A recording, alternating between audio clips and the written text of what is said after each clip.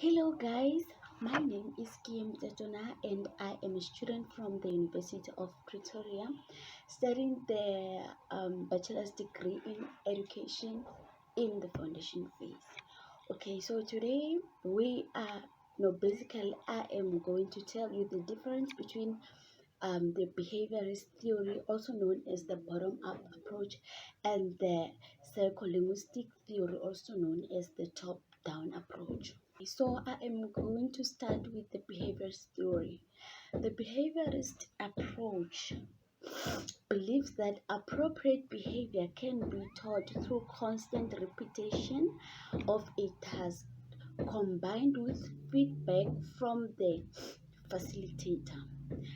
This theory claims that learning can be developed by means of establishing a connection between stimulus and behavior, and that any behavior can be changed through reinforcement. The role of a learning facilitator, therefore, is to provide relevant and useful stimuli so that the learner responds to and gains the required knowledge or experience.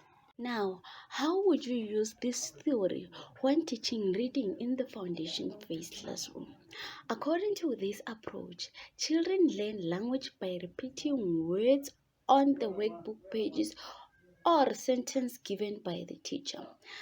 To apply this theory in the foundation phase classroom, I would personally use the phonic instruction method, which teaches readers to associate letters with their sound.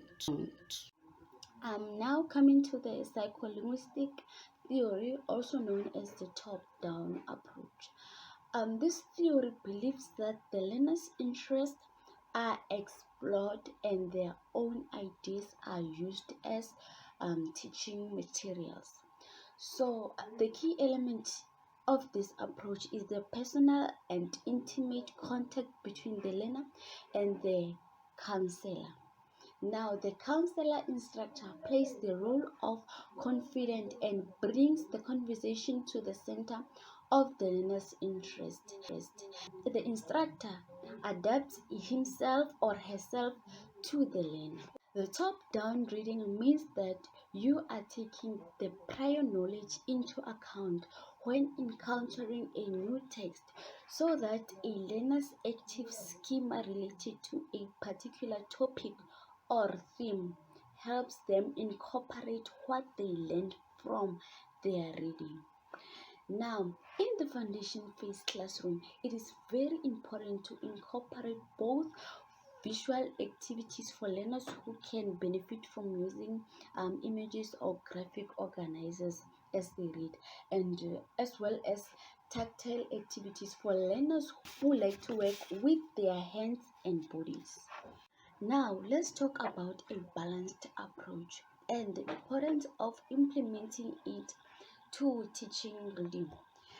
Teaching reading with a balanced literacy approach is a perfect combination between the whole language and the phonics. In the balanced approach, learners share in the reading and writing with the teacher. They are coached, they practice independently, and lastly, they are actively engaged in word studies. A balanced approach is important in teaching reading because it sits right in the middle of both the whole language approach and the phonic approach.